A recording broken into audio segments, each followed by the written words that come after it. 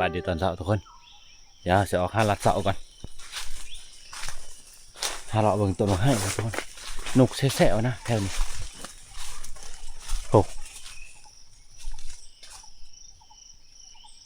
คิดว่าต้องมีบางให้แน่นอนนะทุกแต่โอ้โหมันอยู่จุดใดนะ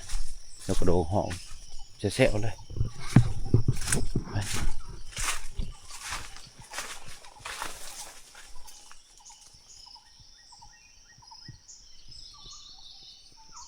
ต้องพังเสียงนกเป่านะถ้านกเป่าโอ้โหแม่นเลยแต่เมื่อคืนนี้เขาได้ยินแต่แรกว่านี่เขาได้ยินอยู่บนนี้เสียงโอ้โหไม่แค่นี้มวนอย่างเดียวทุกคนมวนไก่ปลานะไก่ปลาเขาดีไก่ปลาเนี่ยไก่ปลามันลายนะเขตนี้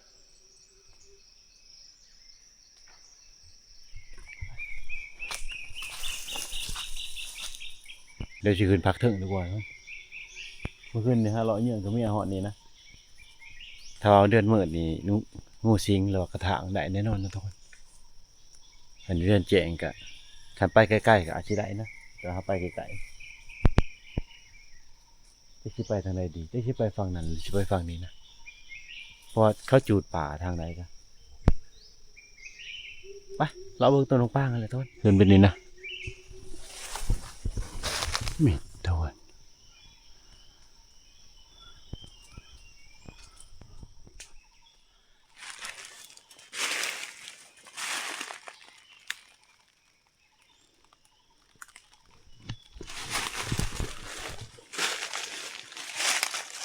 บอกเวิร์มมาลงนี่ทุกคน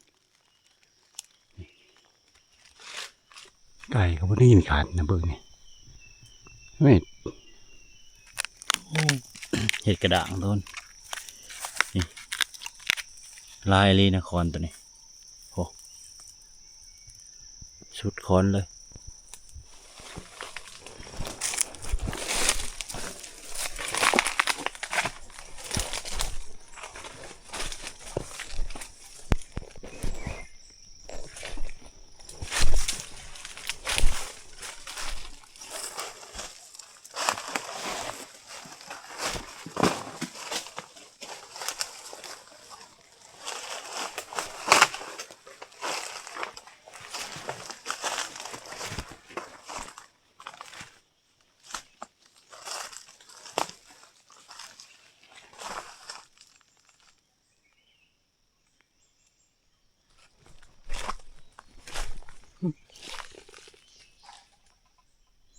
รู้สึกว่างานเขาแล้วทุกคนมาได้งานเขามาในยังดอกงานเขาจะไปถือบอลหูหกนี่ต้องลงไปเรื่อยๆนะ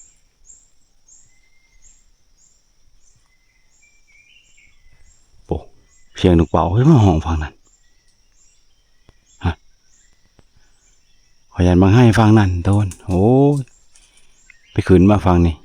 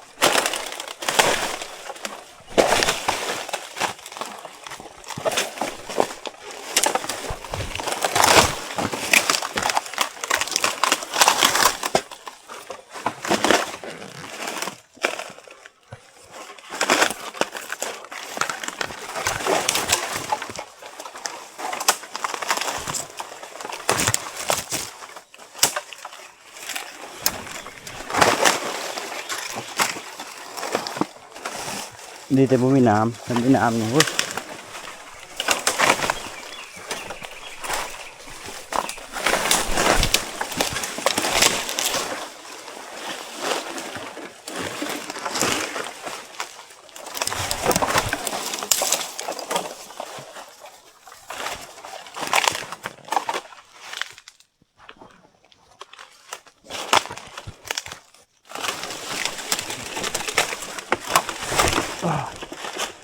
ถวายลาบาเนี่ยโอ้ยเดี๋ยวคนนี่มาให้อยู่นี่นะนี่มันมาทันชุกเพียงตัวมาเยือนนะมาให้แข็ง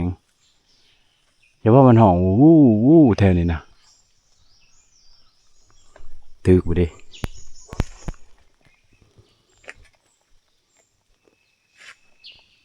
บ้าบ่ส่งถึกนะนี่มันอยู่ในนี่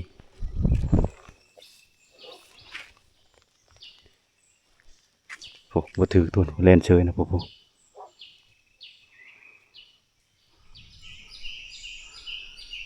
ขึ้นต้นสูงเลยทุกคนพอดมันขึ้นต้นสูงเท่านั้นแหละมันมาเห็นมะม่วงอยู่นี่นะมะม่วงป่า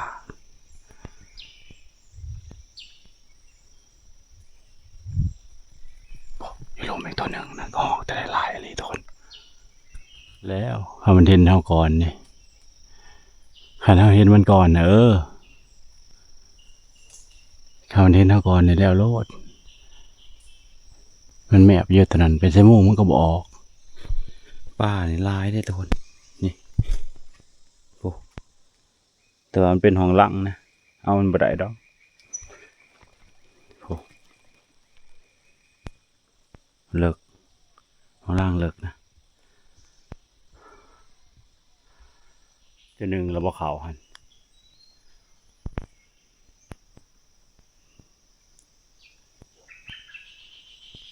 มิดยินบ่ยินบ่หนึ่งระบบเขาย่างมันหนึ่งได้แต่นั่งหลบเดี๋ยวแต่เสียงจะปุ๊บโอ้จะนอนกินเบิดอำเภอวะไม่ว่ามันบูมืออ่ะเอาอีกบ่ยายนอนหลับเอามาโหลดคอยทับแล้วบางยาจะบ่ได้ยินบ่ได้ยินยุกจักเสียดจักเสียงทางใดจะคงไผ่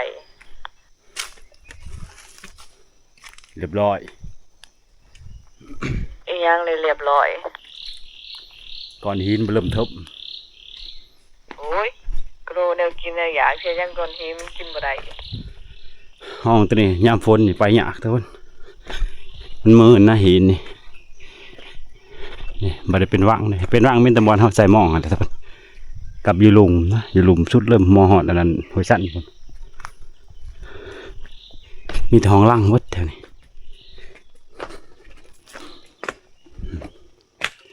งูเหลือมนั่นแหละมันเห็ดให้มันหลายทุกคนแถวนี้เพราะว่ามันมีห้องล่างอยู่นะแล้วก็มีน้ำอยู่หลุมนี่งูเหลือมมันก็สิร้ายไปนี่แต่ก็บ่มีไผเอามันได้นะแถวนี้เพราะว่ามันไปได้ออกหากินไก่เด้ออกหากินเท่าไก่มีห้อยผ่านลงไปกินน้ำเสยทุกคนนี่ลงมานี่นะแล้วก็ขึ้นไปนี่เลยตะกี้เนี่ยเห็นลูกกระถางนะมันโดดลงนี่โดดลงมาแต่ถึงนี่ตุ๊บลงน้ำเลยลูกมันนะทุกคนประมาณซัมโปรตีนนี่งมมาว่านี่จะมาชิไปทางไหนแล้วไม่นี่เลยเดี๋ยวเด้มองเขานี่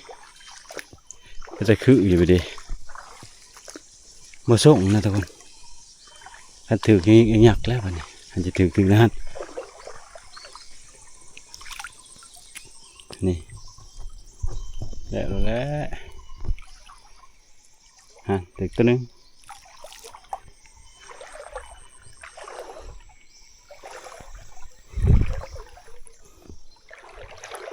ไปเอาเครื่องไปไหวแล้วก็มากูเอามองตัวมาส่งถึงนะมองตอนเสาร์นะทุกคนเจ้าจะได้นะมาคือไปได้นี่กบเขาได้คืนนี่ลายโตเติบอยู่6-7 โตฮะนกเป่าเท่นี่แหละทุกคนต้นมะขามเขาอยู่ถึงฮะแล้วกูมองก้อนฉันนี่ ก็คือแล้วเห็นยังเฮ้ยปิงป้าให้ถากเนาะโอ้จามเขาเมื่อคืนในนกก็จะไม่มาห้องดีขนาดอยู่นี่เจ้ายังตัวยังใกล้คันอยู่ใช่เหรอภาษานี่งูเหมือยิงลูกเป่าโต๊ะทุกคนยิงอยู่ปลายต้นเปื่อยนะแต่ว่าจะมันจิอยู่ไซแหละนี่โต๊ะบอลนี่นะบับอยู่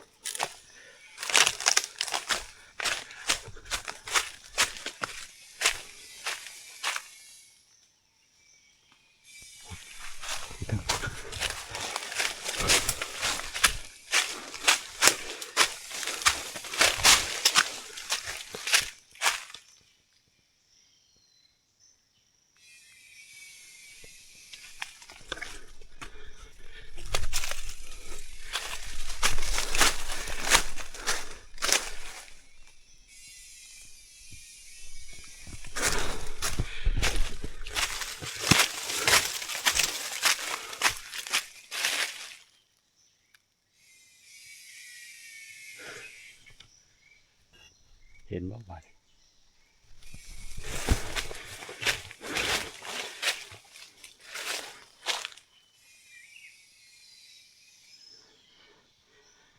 บอลเนี่ยนะบุบ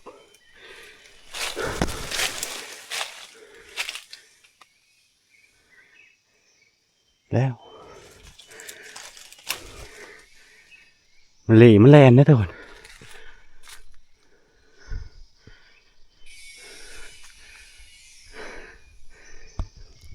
ไม่เห็นนะ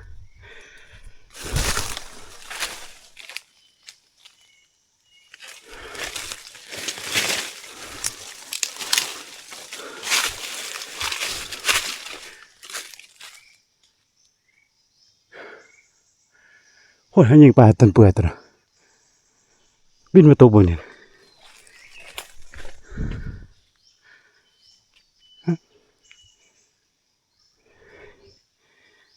แล้วไม่เห็นดอกหก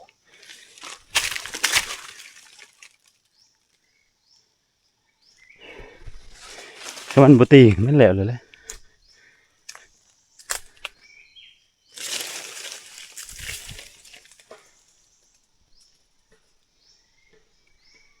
ตอนนั้นยินบอลเนี่ยนะบุบ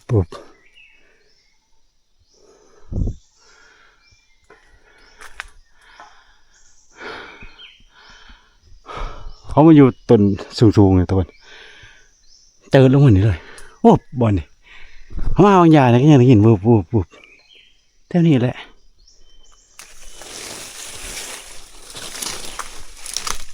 โอ้น้ำเกาะหัวแล้วไปกินแล้วคันเทนบอลมันตกก็น้ำไปก็ใครนะอันนี้เพื่อนบอลมันตกนะมันสูงอะไรแต่ว่าใส่ลูกหวานนะไม่คิดว่ามันจะถือซ้ำถือเสยแต่ว่าเขาผู้หมิ่นนี่ไปจักทางหมิ่นเขานั่งฟังในเฮิ่งเติร์วัน10 นาทีนะก็บริยินเชียงมันก็เขาคือแขกแถวนี้มิดแต่มันตกบอลเต้นรุ่นนี่กระโดดเขาก็ได้ยินนะบุบแล้วว่านะมันลงนี่นะแห้งเนี่ยโอ้ยมันจะได้ยามลีเขาทำเขาหูนี่แหละ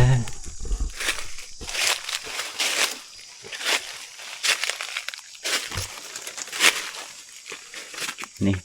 ลงหูพุ่งทำไปเลยได้หนกเป่ามันเขาเลยได้ทุกคนแล้วนะอย่ามาสุดเลยในคออีนุ่งตุ้งนังใช่นุ่งตุ้งนังจะได้ยันง่ายเงือไปหันดอกสิว่ากวนให้ลมบดีแต่เช้าขนาดลมบดีแต่เช้าขนาดเคยง่ายปีนทองในน้ำหรือเปล่าจะไปสิเห็นบ่เสื่องก็บ่เห็นดอกตัวปฏิญาณมายันคนเห็นจะญาติยังใช่ยัน YouTube บ่ให้ออกชื่ออีก บ่ได้ย่านว่าย่านคนเห็น ยามหรือบ่มองห่าง ทำเห็นได้ให้สิเปิดโซโอ้โห จำนั้นน่ะบ่สิโซโอ้ถือเฮาปลาดุกมาเฮ้ย ใช่ ฮะเด้ปลาดุกใหญ่โอ้ ตอนเช้ามาเนี่ยก็ถือผู้ใด เดี๋ยวมันก็1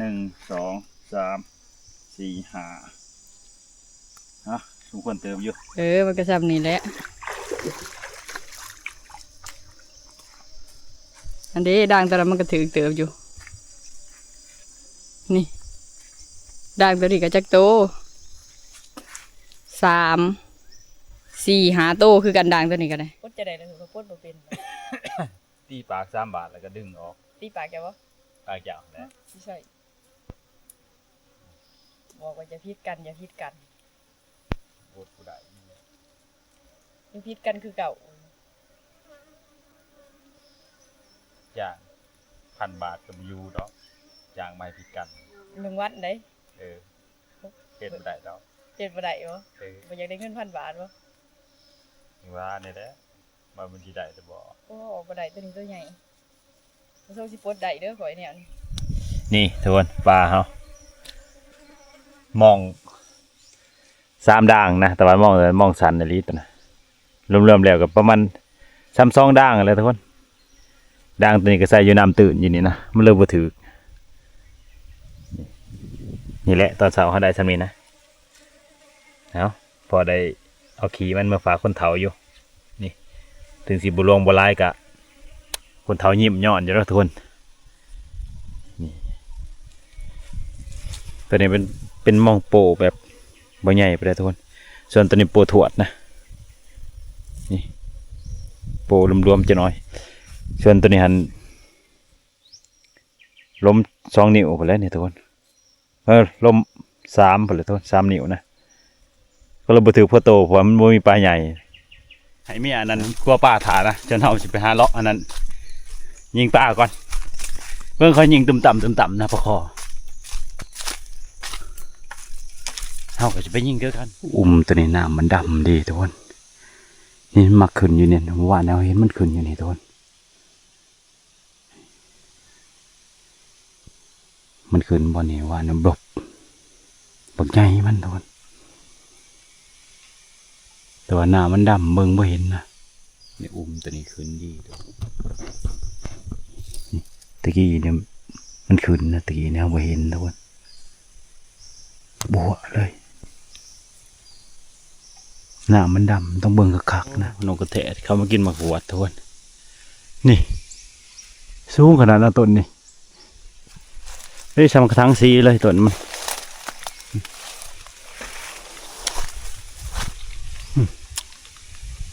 โอ้นั่งดกขนาดตัวนั่งเครื่องเติบเบนขึ้นจิกเถื่อนะมันเข้าดักจะมาไหนเอานั่งจะมามิดนะจีได้เฮ้ยเห็นแล้วบ้านี่โอ้เกือบอะไรก็ปิ้งไว้เลยแล้วเฮ้ยปิ้งเลยเด้อเดี๋ยวข่อยสิไปช้างหมองก่อนเธอดักยิงปลากับเม็ดโอ้ยนั่นบ่ขึ้นช้างยิงนะแป๊บเดียวโอ้เพื่อจะย่างฉุกจะทางก็ไปแหละ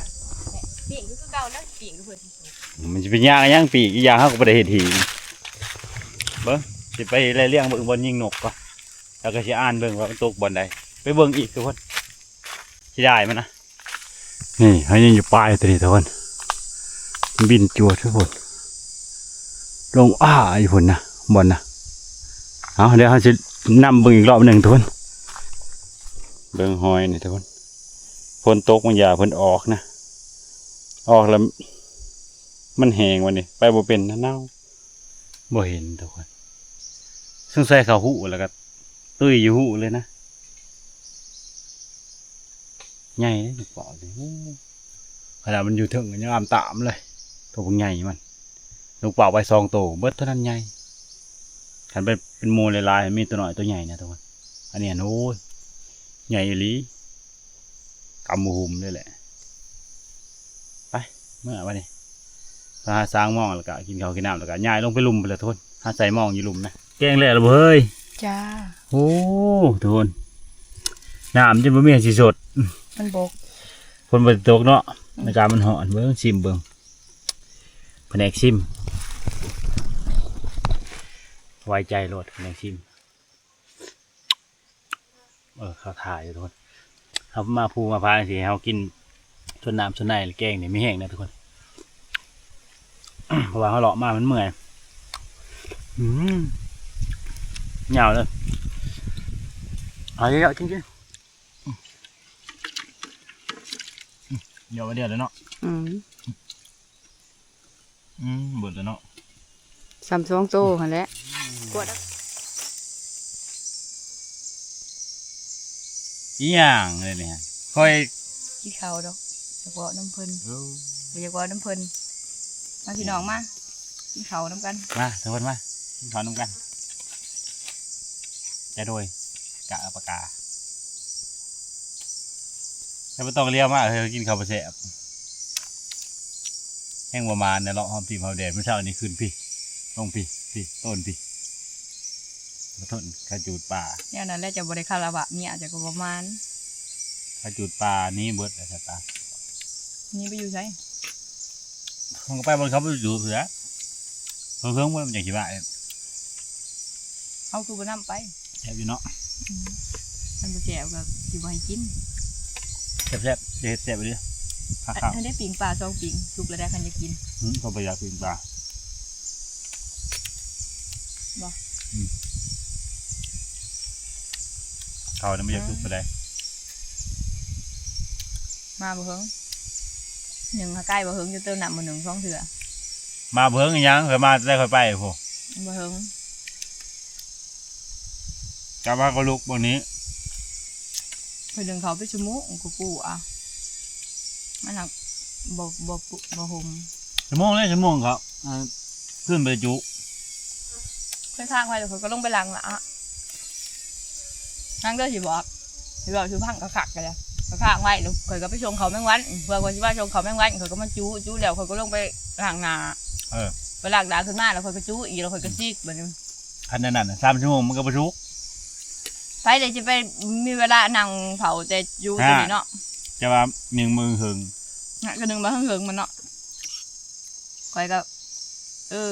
ไปหาเห็ดเวียกทางใหม่แต่ว่าแล้วก็จะได้ยินเสียงกล้วยจะได้หอกแม่แบบนี้นึกไปถึงถีบได้กล้วยตัวนะกล้วยเทาจังหน่อยเนาะ กระดูกกันนี่ครับยังในหนึ่งจังชิลุดบุญปากเนาะ มันเปล่าข่อยนี่ ไข่เต็มท้องเนี่ยเนาะ บ่มีดอกปงลบมีจะน้ำเต็มท้องข่อยก็ว่าไข่แต่ออกมามีจะน้ำเจี๊ยกกว่า นั่นน่ะตายดึงหนาม บ่ปลากระต่ายลิงน้ำเหรอ น้ำยังหนามเขาท้องเอาสิไปนอนจะขึ้น 3-4ก็เนาะหนูแล้วเนาะพอเบิด นั่นเขาบนเนาะเอาแต่ปลามือ มาหาปลาดีสุด เอาแล้วเนาะ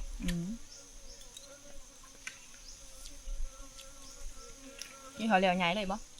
อยู่ยัง ปลาเลยค่ะ พี่ ปิ่งก่อนบ่ พอจะจางมองพอดีมันถูกสิเอาไปปิ้งคนก็ได้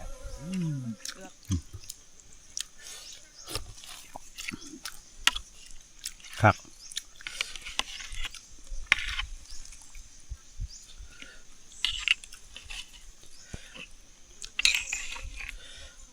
นี่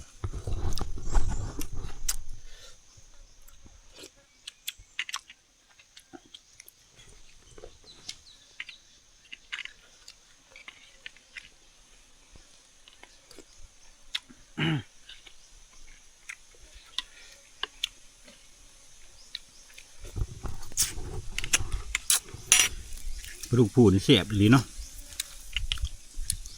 เนื้อมันออกไปว่าอันนั้นแข็งๆจะหน่อย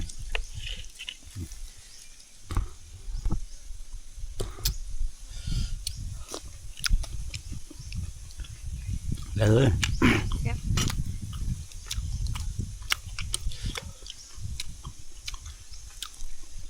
เมื่อคืนนี้ตอนเมื่อขึ้นมาทุกคนจะยังหนังค่ะ นี่คือจะเดินแจกขนาดมันยางมยุทธ์เขาจะไปหลัดอยู่แต่มันเหม็ดอยู่นี่ ราะยันแมงเกต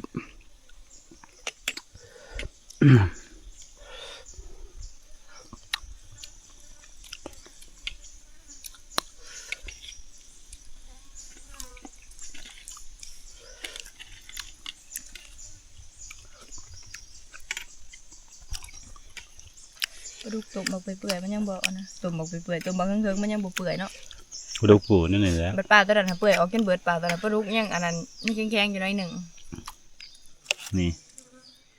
เนื้อปลาดุกปูนี่เอาตอนใหญ่ๆเลย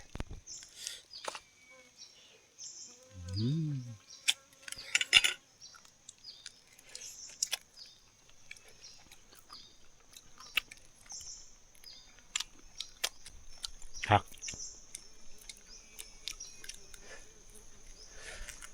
ไปก็สิเก็บเครื่องเก็บของใหญ่นะใหญ่ลงไปอยู่ลุมไปเลยทุนอยู่นี่ก็ไม่มีบอนไซแล้วมองใหญ่ที่พักนี่ไปและยอดห้วยสั้นไปแล้วบ้านนี้ฮะหาใส่มองเท่านั้นแหละทีแรกเขาว่าจะไปพุ่นแหละแต่ไปบ่หอดก็เลยพักอยู่นี่ก่อนไปขี้เข็บยังจะมาออกกังเว้น ตัวใหญ่ใช่ไหม เนาะ โอ้ กระป๋อมเนาะทำไรมันแนวมีพิษนี่มาครบเอา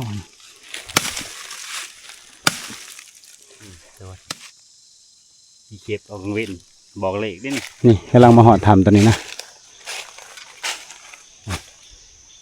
โอ้หินแต่ออกลายตัวชิโยดแล้วทำตัวนี้เสียงนะไม่อยากหานอยู่ไปได้ไม่ชิโยดเลยหอดบอลอยู่เลยทุกคนโอ้เบื่อแต่คนจูดป่าเนี่ยนะโอ้เป็นบัติจูดไม่ไหมนึงไหมยังควันมาทันเบิดจำเดี๋ยวกระโดดลีเจ้าชิจูดไปเอาอย่าง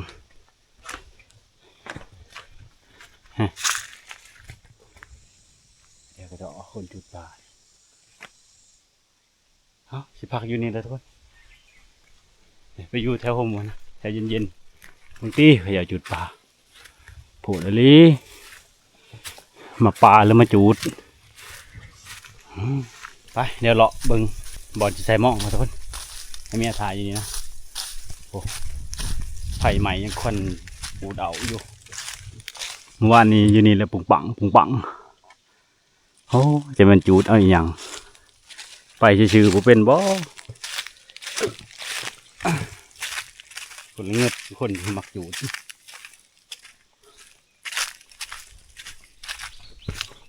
มักให้นี่เป็นจะได้มันหมากแล้วโอ้ก็ล่างหมากเลยทุกคนมาท่านซุกสำนันนี่มังให้ต้นนี่โอ้คำมันซุกนี่คักได้ต้นนี่นี่มาเวอร์มาลงดุดเธอหวยตัวนี้แหละพาลอยใส่หม้อง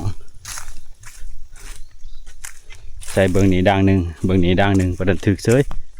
ช่วงน้ำคลองมันอ่างนะ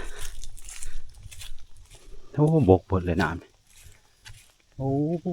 นี่ตัวผู้ว่าเนี่ยปุงปังตัวนี้นี่ดอกนี่นะบ่อนพวกอันนั้นพี่ไอ้บ่สบายได้ทุกคนนี่ก็จะเผาอยู่นี่นะซีเมนยิ่งเอาอยู่ลุมพอแล้วอยู่ห้องตัวนี้อยู่ลุมลงมาแมมน้ำเขาจะเอาเลาะยิ่งปลาดำหัวเลาะลงคนหนึ่งมันตื่นแล้วมันแลนขึ้นเขาจะยิ่งหับนะพอมันแลนขึ้นนี่มันตะพังขึ้นจังสีตัวมันไก่ๆนะยิ่งหับเรียบร้อยเลย2 บาทนะพี่ไอ้เป็นผู้สัมก็เลยเขาปั้นให้คนละครึ่งเลยยิ่งนำกันเอาเดี๋ยวเลาะเบิ่งก่อนเลาะเบิ่งบอลที่ใส่หม้อนี่เขายิงประคอแล้วทวนโม่ไปจะถือหรือบ่นะฮะจะลงงมเบิ่งทวนเจ๊กแมนหรือบ่นะเขายันพรใหม่เขาจับเป็นเงา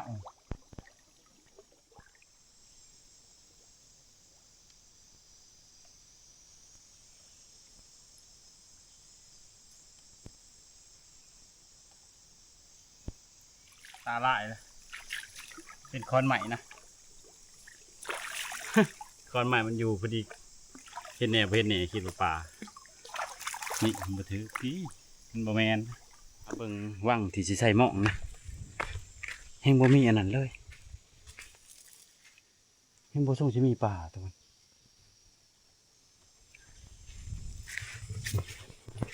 ห้อยคนเลาะก็บ่ได้เฮิงนะนี่ถือมาเลาะประมาณวัง2-3 มื้อนี่พยันคนที่จูดป่าเนี่ยไม่หัดว่างที่ใส่ทุกคนนี่ว่างแต่ก็จะมีป่าหรือบ่มิดมีจิลีอยู่นี่มีบอนไซอยู่2ว่างนะว่างตัวบอนเขายิงประคอกับว่างตัวนี้แหละคันมันจะมีป่าอย่างแต่มันบ่มีสันนะห้องลงมาแต่มนุษย์ส่วนตัวนี้ห้องลงมาแต่ป่าค่อยครบนะนี่แล้วก็ลงไปเป็นหวยสั้นมานี่ลงไปใส่บานกาบเขาแหละแต่ว่าบานแกงยาพืชนะบ่คือทุกคนมันนี่เบิดอย่างหอยกับบ่มีนะมีแต่หอยแต่เหิงกระเทินได้ลงมากอะอยู่นี่แหละทุกคนหาเลาะยิ่งกบยิ่งเขียดเท่านี้แหละมันกระเทินได้มากเลย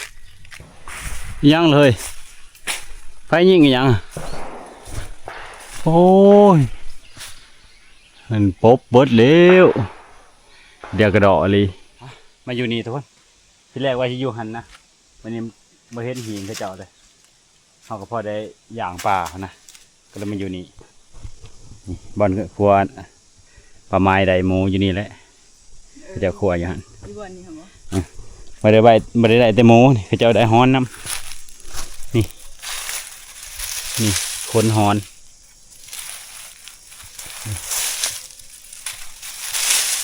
ฮ้อนร้ายแถวนี้จ่ายตัวนี้ฮ้อนลายถ้าเกิดพอต้นมะกวางนี่คักเลยแถวนี้แต่ว่าเดือนแจงทุกคนช่วงนี้เดือนแจงยากเติมนะพวกมินพวกฮอนทำออกบอกก็ออกเป็นบางโตนะแต่ส่วนลายนี่มันจะบ่ออกทุกเดือนแจงไปแล้วนอกจากเดือนมืดไปแล้วแบบเดียวดอกเดือนแจงประมาณ2 มื้อ3 มื้อบางทีมันก็ออกทั่วคำนะทุกคนมือสละมันก็ออกขันออกก็ธนาธรรมหรือว่าไปบ่ใกล้นะเดือนแจงนี่คือเดือนมืดไปเต็มที่มาตี4ไปเลยมาบอนพี่อีกเนี่ยมันเป็นตาดอกใช้บ่ได้แล้วนี่เห็ดไม้ทุนเห็ดยังงามกว่านี้นะอีกหลายโพดวางยังกับตอนยันตกใช้ไฟเบิดเฮากับประเทศงามดอกเห็ดซ้ำหนึ่งแหละแต่ว่าถึงตอนนั้นมันหลายโพดจะเป็นอีกอย่างอยู่ต้มยำเพื่อสิได้เพื่อเฮาสิมัดแบบซ่อมแซมแล้วเฮาเห็ดใหม่ง่ายกว่านะทำงานต่อเติมคือกันนี่ก็อยากแล้วแหละทุกคนสารเอาใหม่เลยยากหลายตอนนั้นเพื่อจะซ่อมแซมยะอยู่งานซ่อมแซมนี่ยากสารเอาเฮาก็สารบริใหญ่ดอกสารทำบริอย่างปลาเฮาปลาเฮาก็บริหลายนะมันลายเฮาเห็นงามๆอยู่ดอกอันนี้มันบลาย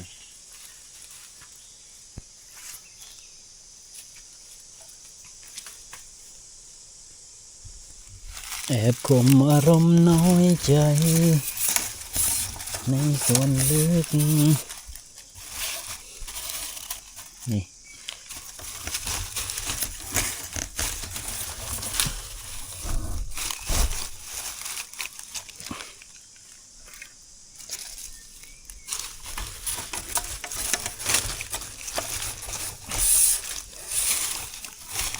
แล้วเลยทุกคนใส่เลยบ้านี้เกลือหรือไม่เกลือนี่ระยะกบยางเขียด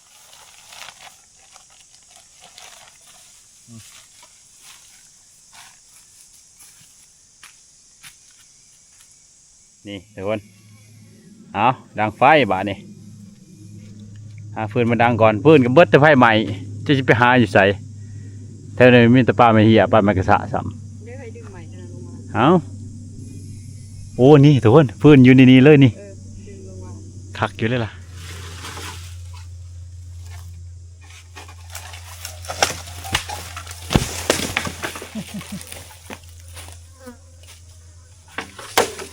โอ้ได้พื้นแบบอัตโนมัตินี่โอ้ โอ้มันตัดหี ตัดให้ตัดเครื่องเลยนี่เอาโทษมานี่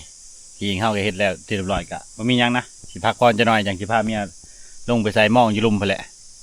เอาโอเคนะมานี่คลิปนี้กะมันมีหยังร้ายทุกคนคือเขาจบไว้สำเร็จแหละจะได้กะเขาบอกขอบใจหลายๆที่ติดตามรับชมนะถ้าติดตามกันเที่ยวต่อไปทุกคนก็ต้องไปหวังอิหยังดอกสัญญงชันใหญ่อีกอย่างก็เดือนแจ้งสองมาก็ไม่ได้ไปทางใดแต่บักเวอร์เห็นลงลินอยู่ทุกคนเห็นมันลงหัวอยู่ลงแมมหนาแมมในนะช่วงนี้มันช่วงที่อากาศมันห่อนบักเวอร์ในแห้งมันขาดน้ำบ่ได้ซ้ำนะไม่ว่าจะเป็นยามหนาวก็ตามหรือว่ายามหยังก็ตามยิ่งไปเป็นยามห่อนคือสิแห้งคักแห้งต้องลงน้ำทุกคนลงมาแมมน้ำนี่มันลงอยู่เนี่ยประมาณเขาเบิ้งห้อยประมาณที่3ที่4ไปเลยทุกคนช่วงมันเงียบสงัดนะหลังจากมันมาแต่หากินหมักปุงหมักบางแต่มันก็ลงมาแมมน้ำมาเนี่ยมื้อเสาร์บางทีเราจะเลาะเบิ่งหมักบางจ่ายตัวนี้นะเถิดเพาะนี่คักโลดจ่ายตัวนี้เขาเลาะไม่แต่จ่ายตัวนั้นนะจ่ายมนุษย์เลาะไปผลก็เป็นมนุษย์ต้นมนุษย์บอลเขาอยู่กับเมียบางหันแต่ว่าเขาดักหมักบางอยู่ป่าไม่ไรป่าไม่เหี่ยแต่เป็นแพ้วทางต่างหากบ่อนเขาลงไปเบิ่งพังน้ำกับเมียแล้วก็บ่มีอันนั้นนี่คือห้องตัวนี้นะคนเลาะขึ้นไปพุ่นเอาโอเคนะทุกคนถ่ายติดตามคลิปต่อไปนะจะลงไปใส่หม้องกับเมียพุ่นแหละลงห้วยสั้นพุ่นแหละ